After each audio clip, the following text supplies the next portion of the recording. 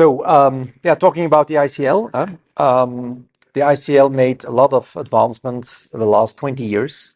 And the last version of the ICL, the EVO and EVO Plus, you don't need the iridotomy anymore, and also you have a larger optical zone.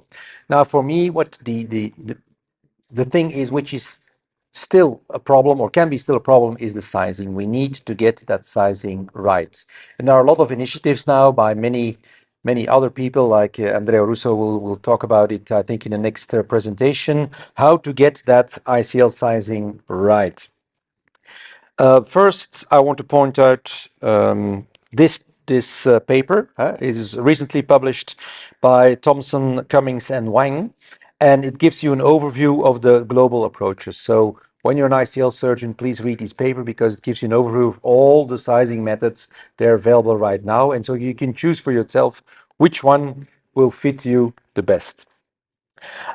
This is about Packer's meta-analysis published a couple of years ago.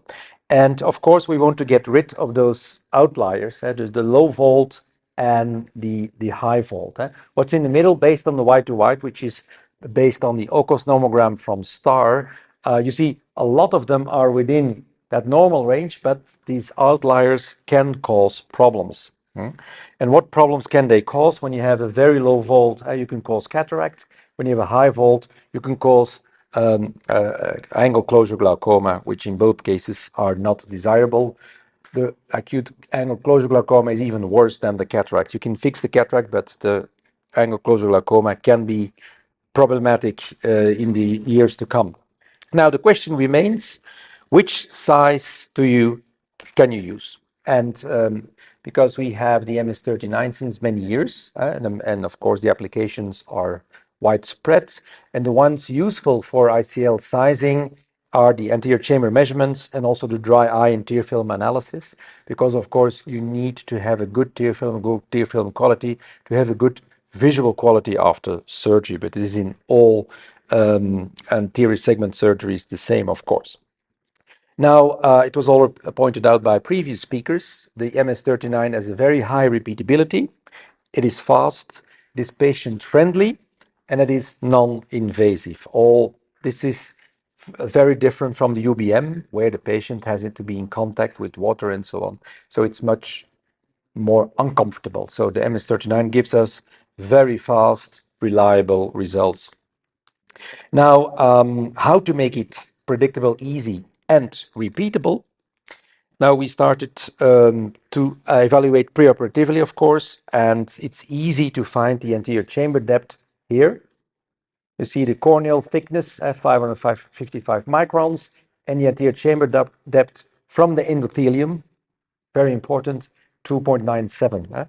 As you know, the guidelines are that the cutoff point is 2.8 millimeters for a myopic ICL and 3.0 millimeters for a hyperopic ICL. I say these are the guidelines. Of course, you can go lower, but at your own risk, of course. Secondly, the white to white is always measured, the pupil size, and it has to be in standardized light conditions because when you have very bright light in your diagnostic room or dim light, this can change a lot, of course. The corneal volume is also measured by the MS39 and the K1 and K2 readings at 5 millimeters.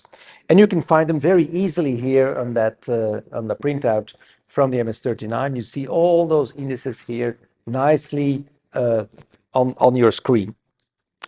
Another thing we were looking at was the anterior chamber width, which is actually the distance between the scleral spurs. And this is also automatically detected by the MS39, as you can see here. Of course, measure it in the horizontal meridian. So this is, you have to check this as well, that the measurement was done in the horizontal meridian. And last but not least, the crystalline lens rise, which is the distance between this line, which is in real life, it is a straight line. So do not make the mistake, as I did a couple of years ago, until Francisco pointed out that I was stupid. Trust the machine, trust the instrument. So because when on your screen you see, okay, I will measure here the distance from here to here.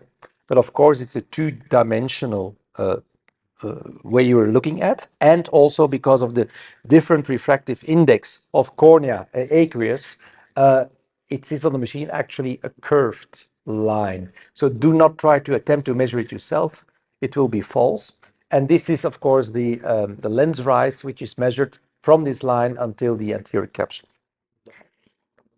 And the machine is also very accurate. In the lens rise is, in this case, 0.16. Another caveat is look at the sign. Is it a minus sign or a plus sign? Because when you put it in the formula, a minus or a plus makes a huge difference. So be careful not to miss the sign here.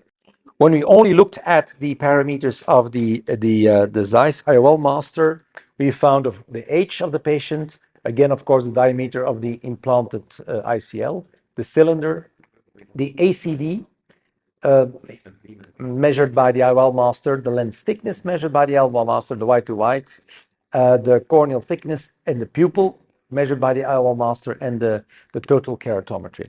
So these were the parameters which were influential to predict the vault postoperatively. So all of them together, you see a lot of parameters to put in one formula. Now, what would we do? We plotted the actual postoperative vault here, and the LASSO formula is the regression formula where we put in all those data, and which gave us the regression plot, which gave us an R-square of 0.68. Now, when we compare these to the existing ones, so the OCOS is the least accurate with a huge standard deviation. Nakamura 1 and 2 are also not so good. Then only using the IOL master data, you see we get a significant improvement. Also with the MS39, but combining all those two measurements from the IOL master and the MS39 gave us the best results. And of course, in the future, when the biometer is integrated to the MS39, you don't need those parameters of the IOL master, and I can predict that these will be integrated directly into the formula, so you just have to click one button, I hope in the near future, to get your ICL size which to implant. When we look at our cumulative predictive accuracy, you can see that when we're looking at 100 microns, the LASSO is giving us 68%. The other one's not bad, also 62 and 57. But the difference is really comes out here. Within 200 microns, the accuracy is 92% with the LASSO and only 73% with the two others. And within 300 microns, 100% with LASSO and 81 with Nakamura and 78 with ECO. So a huge difference there.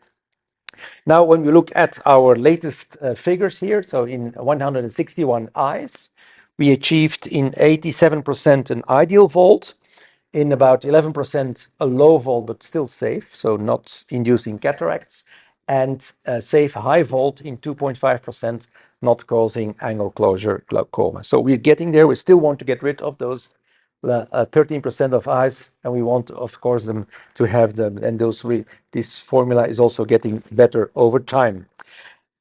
We published the paper a couple of years ago actually last year in 23, and you can find and download the formula here on www.emetropia.be/ICL, and there you can put or only the MS39 data, or only the IOL master data, or combine them both and get the predictive diameter of ICL to be implanted. Now, in conclusion, the OCT method with the MS39 is more practical than with the UBM for the reasons I mentioned before. It's not so comfortable for the patient, and the UBM measurement has to be done very good. There is a huge optometrist variance in the measurement, the quality of measurements. So when you do not have a good UBM measurement, of course, you can not calculate the appropriate ICL diameter preoperatively. So using the equation for ICL sizing, we can predict the vault in a very high accuracy and higher accuracy than with the UBM. Of course, now there is the UBM in combination with the ICL Guru software from Roger Zaldivar, which improves the accuracy in a nice extent. But again, you have to have UBM measurements. So 92% was within 200 microns and all of them within 300 microns of the prediction. So the good thing is, of course, with the MS39, it's a non-invasive tool. It gives you a complete anterior segment evaluation, and it can deduct from that a very accurate volt prediction and measurement. It can also give postoperatively, it can evaluate the dynamic relationship of the ICL to the crystalline lens and the difference in volt when the pupil constricts or dilates. And yeah, I hope CSO will integrate the formula in the MS39 software soon. Thank you very much.